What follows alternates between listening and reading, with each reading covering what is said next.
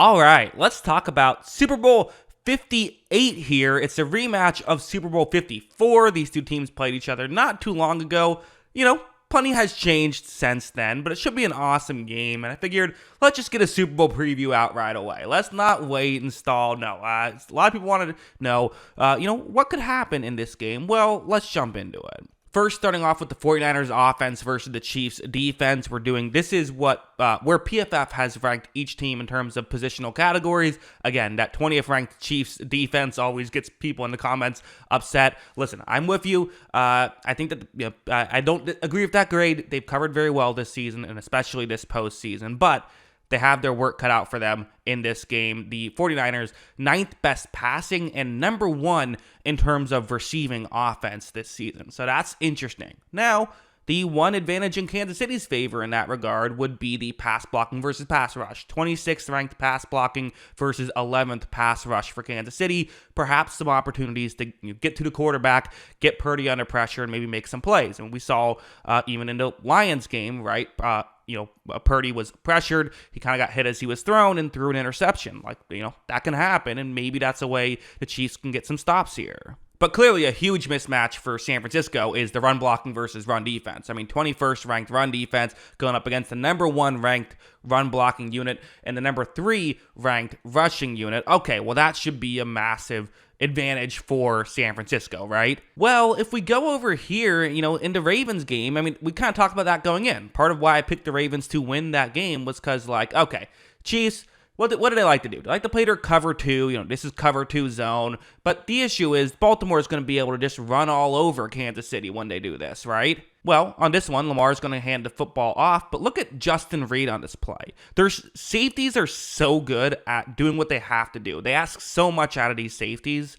And watch as Reed is going to come down, and he's actually one who makes the tackle right there. So just because you're deep doesn't mean you can't help make a tackle. And, that was kind of more of a longer developing play. The Niners do tend to play a little bit more speed-based with their rushing abilities. So definitely, not a one-for-one comparison by any means. But it is worth mentioning, just because on paper it looks good does not mean it's going to work out. And again, just in that game, we saw the Chiefs do a great job at being able to, cover the run while doing that stuff. And if you can, well, then that sets up these situations where now you can play cover 2 zone, and this is 3rd and 6 anyway, so kind of a pass obvious play anyway. But just in general, if you can play a good pass defense scheme and still stop the run, well, that means you're obviously going to be able to stop the pass pretty well. So this route going to be over the middle here. Watch as Lamar is going to take the snap, and you see it's Nick Bolton, and you kind of see what Lamar sees, right? Bolton has his back turned towards Lamar, so Lamar is going to say, all right, yeah, let's take a chance here. However, when Lamar finally gets enough time to make the throw, he nearly throws an interception. Bolton can cover that area so well, and for the 49ers, they love to attack over the middle. Those are the routes they love. That's kind of what they live off of, really. However, the Chiefs have done an incredible job at covering that stuff. They have really good linebackers that are constantly in good positions. So, it's good on good, essentially. That being said, it's still San Francisco, right? Going over to a play like this, where what's going to happen on this one is it's going to be, again, zone coverage. It's San Francisco against the Ravens, who, I don't know if there's a massive difference between Baltimore's defense in this scheme and and Kansas City's defense in this scheme, right? I don't know if there's a massive difference there. But on this one, watch how, you see Kittle, the way he runs that route. If he kind of fakes it though he's going over to, towards the top of the screen, now Queen is going over and taking, on somebody else because he assumes he has help behind him, but he does not. There is a huge window to hit Kittle. Purdy does in fact hit Kittle, and they're able to pick up a big gain. Again, making the Ravens 49ers comparison a little bit, I do think it's worth mentioning early on in that game, the Niners actually did a pretty decent job at moving the football. The issue was the turnovers, which again has to be brought up. Brock Purdy, in these playoffs, he's put the ball in harm's way constantly. He hasn't always gotten burned by it, but he's let defenders get their hands on the football. And for Kansas City, you got to make him pay if he does, right? And for Brock Purdy, you got to not do that so much. That's definitely an important factor here.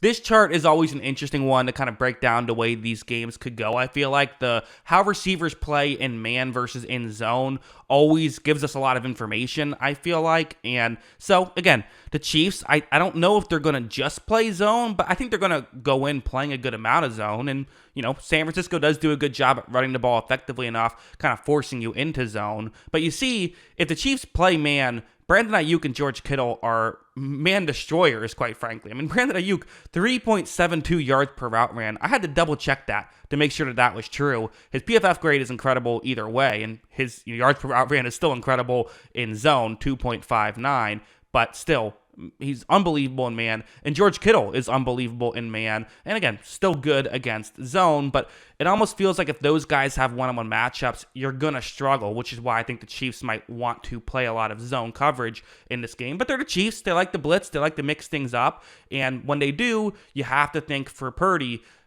put the ball in those two guys' hands. Also worth mentioning for zone, McCaffrey a little bit better against man, but again, he's really their fourth option in the passing game. Deebo Samuel in zone, he's actually their first option, 2.89 yards per route ran in zone. So again, it is a pick your poison situation of if you play zone, Samuel can light you up. But I guess I would say, hey, at least you're hurting two guys playing zone and only helping one guy, which is Samuel.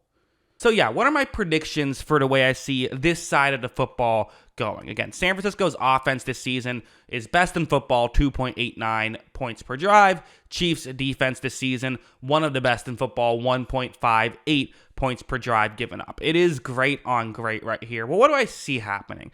I do think the Chiefs will be able to stop the run better than maybe people would expect. I think the Chiefs do a pretty good job of that, and I think they'll rush the passer well, something I haven't brought up a lot, but that is definitely an aspect that I think that they can do to kind of slow things down.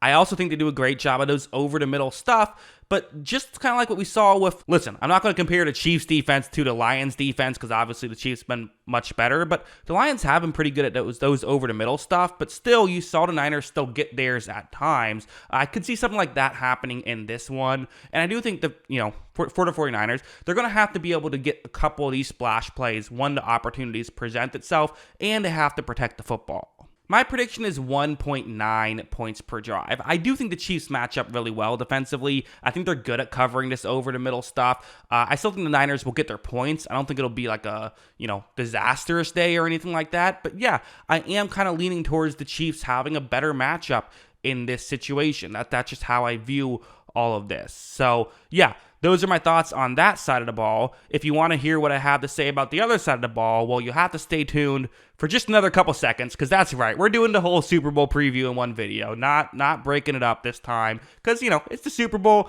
Let's just do it all in one video. So yeah, let's jump to the other side of the ball, why don't we? Going to the Pro Football Focus grades page again, remember how this works, where they rank in specific positional categories. You see, again, a lot of good on good here.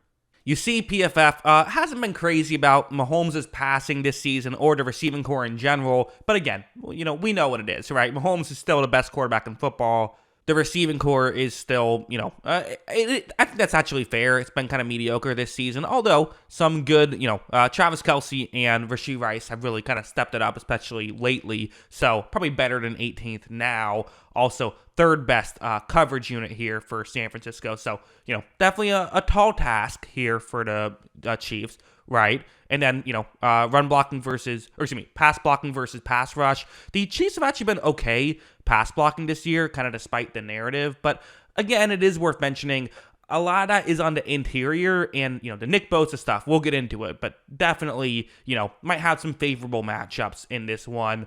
Run blocking versus run defense, slight edge towards San Francisco. But I'll be honest, I don't think this game is going to be won or lost in the running game. I think on the other side of the ball, running game matters a lot, the 49ers running game. But I think for the Chiefs running game, they'll run it some, but it's the Chiefs. They want to throw the ball. That's where they're at their best. So again, let's go over to this page, the man versus zone aspect. You see a lot of guys better against zone than against man in this, in this chart. Kelsey and Rice, both significantly better when they're against zone, which again, yes, Justin Watson is better against man, but you'd rather give Justin Watson an edge and then hurt Kelsey and Rice than the other way around. So I do feel like playing man is typically the way you beat the Chiefs. And even you look at, just against the Ravens, when the Ravens played zone, the Chiefs were dominant against them. When they played man, it was, Kelsey made a couple of big plays, but that was pretty much it. Also against Buffalo, which we'll use some film on,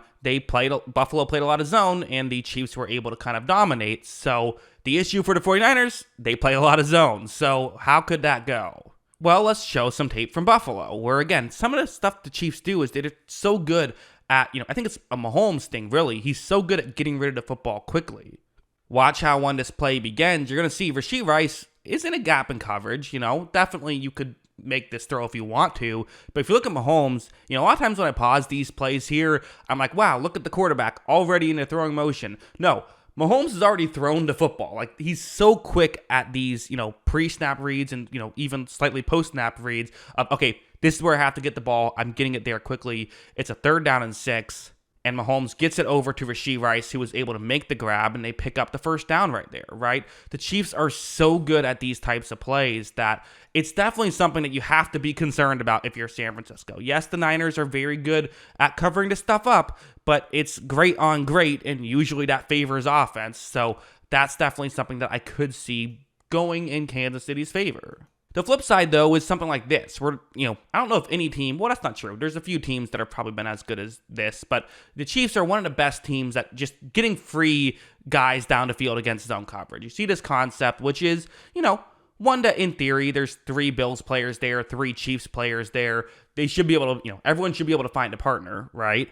But when Mahomes takes the snap, you're going to notice that nobody picks up Kelsey. Which, how does nobody pick up Kelsey, right? If nobody picks up Justin Watson, okay, fine. But you would think that Kelsey would be the guy you would notice. But again, Andy Reid dials these things up so well. The Chiefs dial these things up so well that this just happens. And they do this as good as, anybody in the league, I would say. The issue for Kansas City is San Francisco does not screw this up. San Francisco does not let guys get completely wide open like that. Yes, every team does to some degree, but they're very good at not letting, not blowing coverages, despite the fact that they play a ton of zone. So that might actually be something that's usually a benefit for Kansas City that won't be in this one.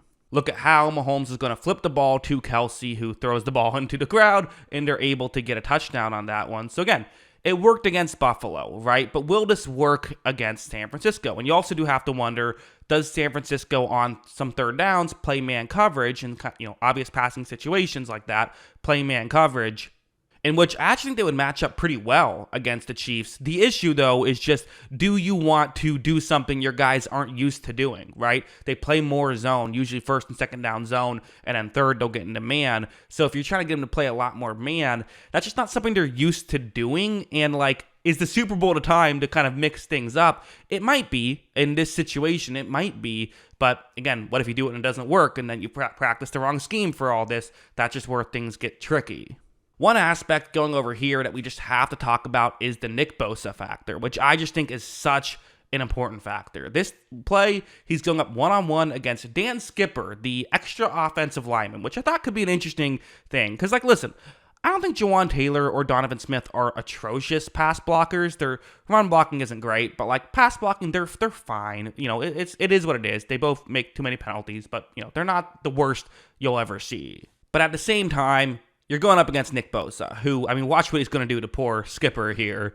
Look at this, just domination, quickly gets it to the inside move, gets to Jared Goff. Now, again, there's the X factor, right? It's Patrick Mahomes you're going up against. It's not Jared Goff. Mahomes is probably the best at avoiding sacks in football. So when you have that aspect and you have, this mismatch, at the end of the day, you'd still rather Mahomes have to move. You'd still rather disrupt him. Yes, Mahomes is amazing at getting around and making plays happen, but in a vacuum, you still want to get him out of position, get him off his game, and I do think Bosa can make that happen, right? And I'm sure he's going to want to, given the fact that I believe it was his rookie year was when they were in the Super Bowl last time, so just an interesting thing to note. And again, I'm going to be making videos all throughout these 2 weeks discussing every little detail about this Super Bowl and go into much, more detail about specific aspects, but kind of in a, first reactions Super Bowl preview, just something to keep an eye on. I do think that favors San Francisco. So, okay, points per drive prediction for this side of the ball now. Again, Chiefs offensive points per drive hasn't been as great this season as it's been in years past. Just 2.09. 49ers defensive points per drive, again, really good. The Chiefs is better, but the 49ers still really good, 1.73. So, two really good defenses here. I do think the Chiefs will be able to scheme guys up against this zone coverage. I do. I don't think it'll go as well as it did against Buffalo, but I think it'll still go well. I think they'll be able to make stuff like that happen. I think the running game, I think they'll probably be fine. I don't think they're going to win or lose the game based on the running game, in my opinion. And I do wonder if the 49ers on key plays, on past situations, I kind of think that favors them a little bit. I do.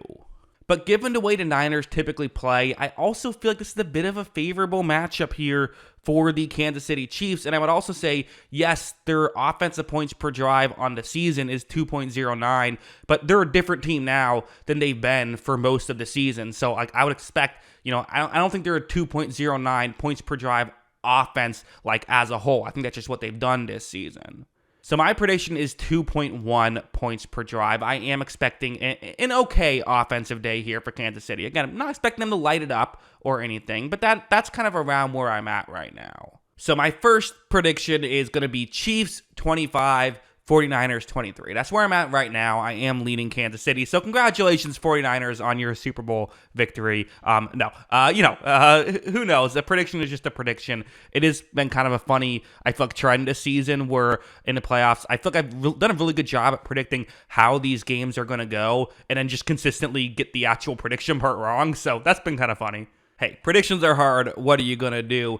And again, I might change this as like I said, I'm going to be making a lot of content on this channel over the next couple of weeks. So definitely be on the lookout for all of that as I'll get into kind of individual matchups, make videos with deeper dives onto those specific things. And I'll probably make another kind of, more extended Super Bowl preview at some point before the actual Super Bowl happens. But yeah.